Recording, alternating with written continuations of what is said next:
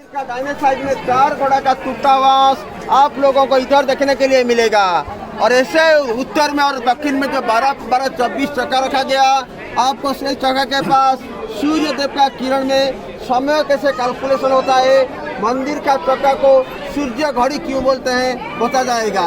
आजकल समय जानने के लिए हम लोग घड़ी या मोबाइल का व्यवहार करते हैं।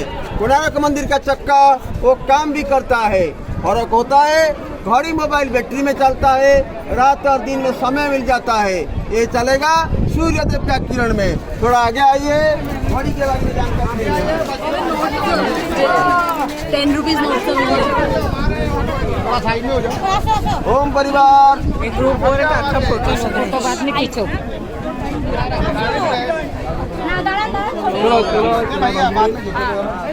आगे अच्छा वाला पैसा है मैडम, फोटो खींचने का बैग 4 नंबर फोटो खींचने का पैसा। थोड़ा आगे बढ़ना है धीरे धीरे, 1 मिनिट आगे मैडम। खाली घ्या जरा, मग काढा। एवढे घाई काय चालले ह्यांना काय माहिती।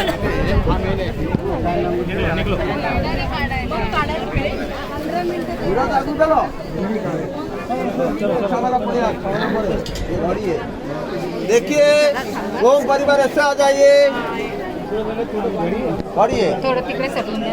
देखिए ओम परिवार थोड़ा ऐसे घूम जाइए, थोड़ा थोड़ा थोड़ा और इधर आ जाइए। देखो सर, समय कैसे कैलकुलेशन होता है। कोणार्क मंदिर का चक्का को सूर्य घड़ी क्यों बोला जाता है। ये रहा पूरा चक्का, रात और दिन का 24 घंटा का पूरा चक्का, 24 घंटा।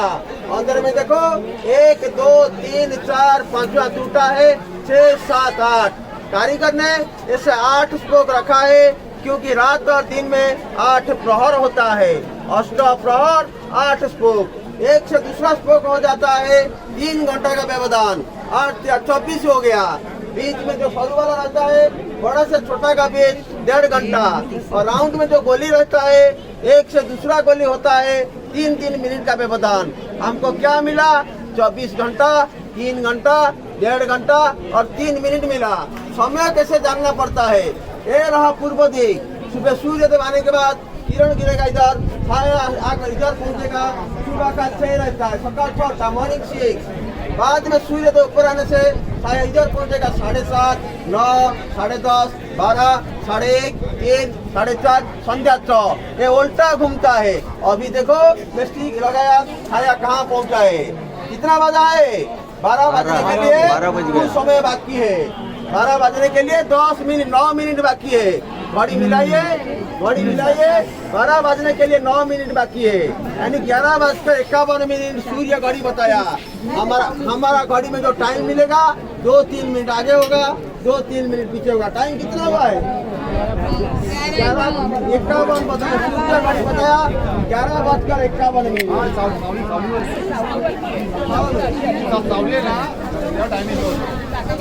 मंदिर का दोनों साइड में 12-24 चक्का में से ये जो चौथा पहिया होता है, दक्षिण में जो 12 में से 4 नंबर का रहता है, ये आज का सबसे सुंदर यानी बेस्ट प्रिजर्व व्हील होता है। क्यों? क्योंकि इसका अंदर का कारुकार्य इतना खराब नहीं हुआ जो बाकी हो चुका है। और इसके अंदर में भी हर चक्का के तरह 8 स्पोक रखा गया। और स्पोक का अंदर का कारुकार्य को थोड़ा ध्यान से देखिए।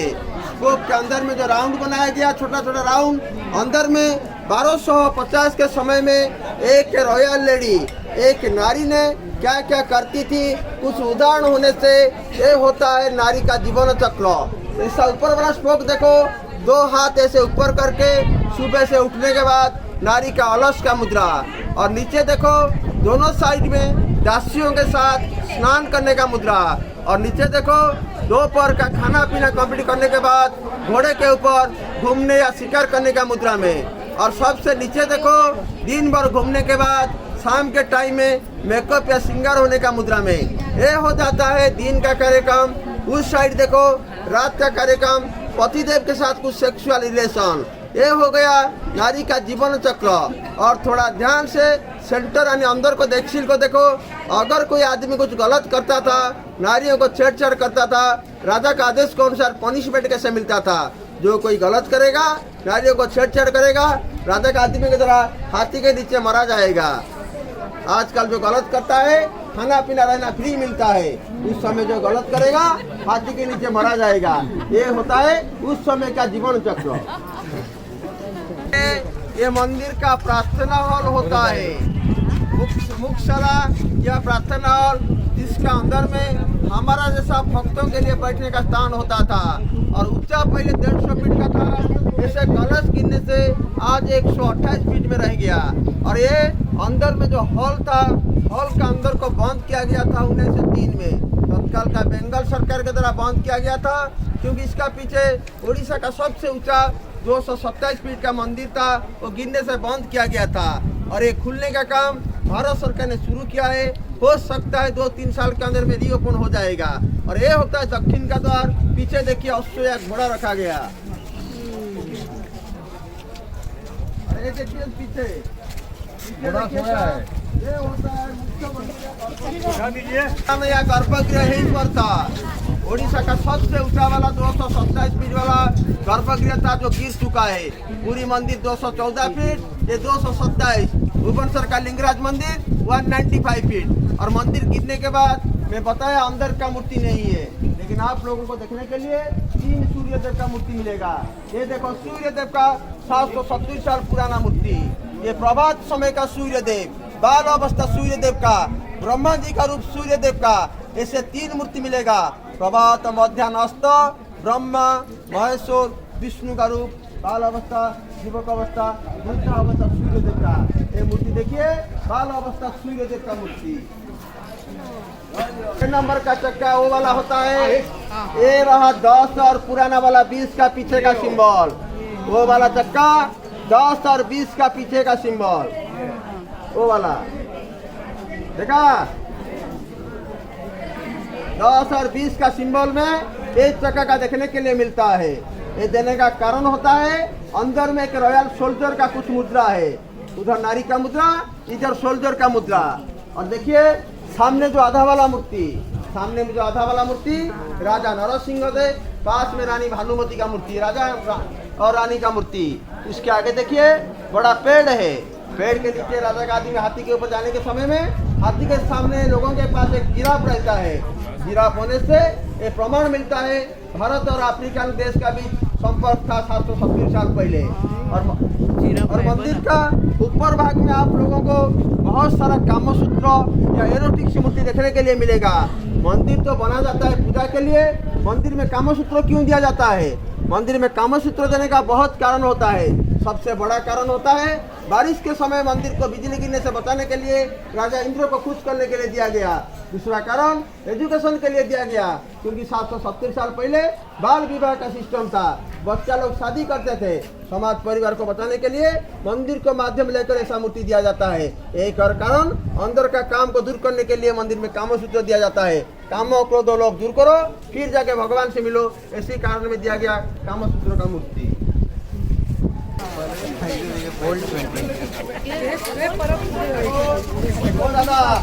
पत्थर को देखने के जॉइंट के लिए लोहा का काम देखा, देखा सर देखा, पत्थर को जॉइंट के लिए 770 साल पुराना लोहा का काम। और अंदर में भगवान विष्णु जी का नरसिंह अवतार, अवतार में प्रहलाद का पिता हिरण्यकशिपु का वध करने का मुद्रा।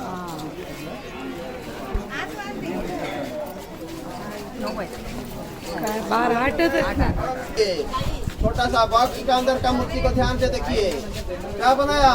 पति पत्नी का संपर्क को बनाया गया। पति देव रोजगार करने के लिए बाहर जाने के समय में पत्नी के सामने माथा के ऊपर हाथ रख के कसम लेता है, टाइम में लौटेगा और आने के समय कुछ उपहार भी लेकर आएगा।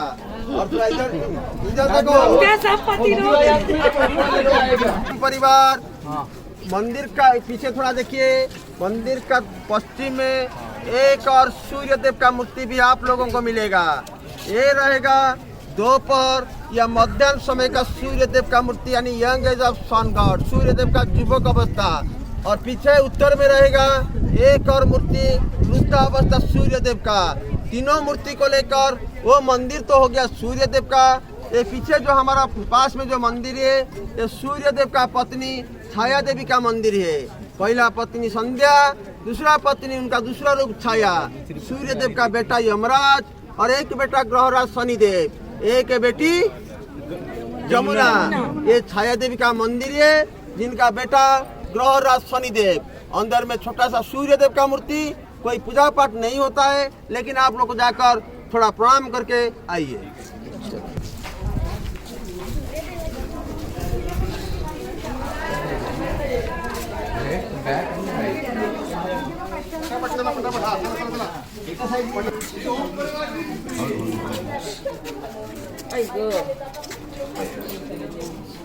काय चला आम्हाला रस्ता ये सामने दो मूर्ति को देखो, देखा क्या? इधर भी देखो, क्या है?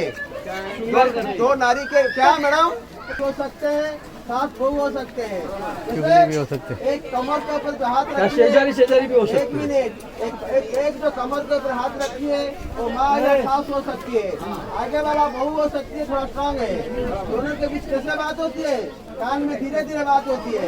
उनका कहने का मतलब होता है अगर जोर से बात होगा दूसरा आदमी सुनेगा, घर के अंदर में घुसेगा।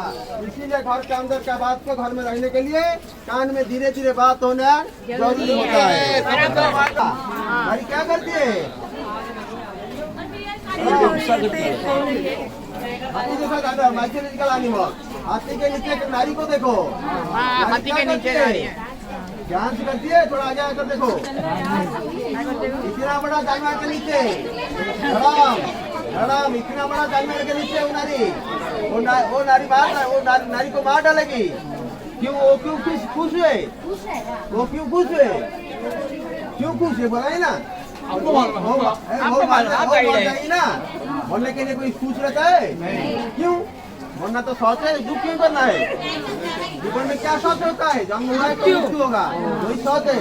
वो नारी जानती है, वो सबको बताना चाहती है जीवन में दुख आए कष्ट आए, जो खुश आ जाए हमेशा बी हैप्पी नो बीपी। चलो देखो, नीचे रखा गया मंदिर का गिरा हुआ एक एक पत्थर का मूर्ति। और ये जो काम चालू है, जो अंदर को बंद किया गया था तत्काल का बंगाल सरकार के द्वारा 1903 में, ये खुला जाएगा भारत सरकार के द्वारा 2-3 साल के अंदर में काम चालू है। अंदर जाकर आपको मिलेगा एक सिंहासन। ये क्या है? पर ये मेन गेट नहीं, दक्षिण का द्वार में जैसा दो घोड़ा ने अश्व देखे थे, ये उत्तर का द्वार में उधर देखे तो गज या हाथी रखा गया, एक हाथी का मुद्रा में। और हाथी का ठीक पीछे एक बहुत बड़ा ओपन एयर थिएटर है, जहाँ पर हर साल 1 से 5 दिसंबर कोणार्क का नृत्योत्सव होता है, जिसका सीधा प्रसारण डीडी भारती चैनल में किया जाता है। और थोड़ा गेट के ऊपर को ध्यान से देखो, गेट के ऊपर में लोहा का बीम, 730 साल पुराना लोहा जो आज तक पूरा सुरक्षित है। और एक गेट खुलने के बाद अंदर जाने के बाद अंदर में मिलेगा सिंहासन। जो सिंहासन का नाम होता है सूर्य सिंहासन। तो मंदिर को जगन्नाथ जी का सिंहासन का नाम क्या है? जगन्नाथ जी का पुरी का दर्शन हो गया। सिंहासन का नाम क्या है? रत्न सिंहासन। और ये होता है सूर्य सिंहासन। जगन्नाथपुरी में 3 रथ निकलता है। एक रथ का नाम क्या होता है? जगन्नाथ जी का नंदी घोष, बलभद्र जी का रथ का नाम ताड़ध्वज, सुभद्रा माँ का रथ का नाम दर्पदलन। और जगन्नाथ मंदिर बनाने के लिए 35 साल लगा था, 35 ईयर। ये मंदिर को 1200 कारीगर 12 साल में बनाए थे।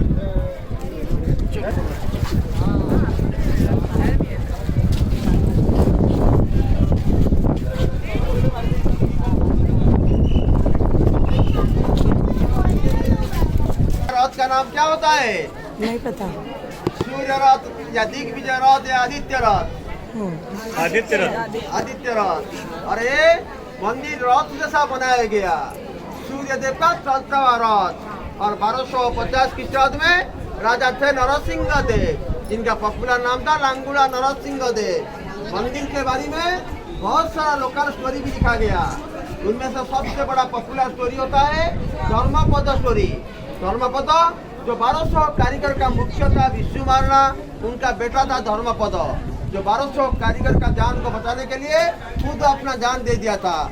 उस स्टोरी के मुताबिक राजा का आदेश था 1200 कारीगर को 12 साल में बनाने के लिए। कारीगर ने मंदिर बना दिया, लेकिन मंदिर का ऊपर जो कलश था उसको फिटिंग नहीं कर पाए। राजा का आदेश था टाइम के मुताबिक नहीं होगा तो सबको मार दिया जाएगा। कारीगर सोचने में थे। उस समय मुख्य कारीगर विश्वमारणा बेटा कर पहुंचा, बोला मैं ऐसा कर सकता हूँ। कुछ कारीगर सपोर्ट किया और कुछ कारीगर विरोध किया। जो कारीगर ने सपोर्ट किया उनको सहायता से कलश को फिटिंग किया। जो विरोध किए वो बोलने लगे राजा जानेंगे 1200 कारीगर प्लस बेटा कितना हो गया 1201। राजा सबको मार डालेंगे। क्या करना होगा? एक को मरना पड़ेगा। कौन मरेगा? ये बात को लेकर झगड़ा हो गया। झगड़ा को देखते हुए मुख्य कारीगर विश्वमान का बेटा खुद अपना जान दे दिया था। एक पॉपुलर स्टोरी के हिसाब में उड़ीसा का स्कूल कॉलेज में आज भी पढ़ा जाता है। कितना सच इतिहास जाने। इधर आगे आइए फोटो ग्रुप।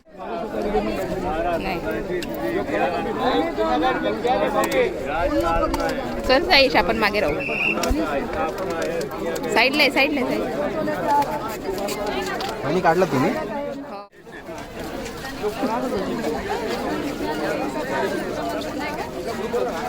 साईड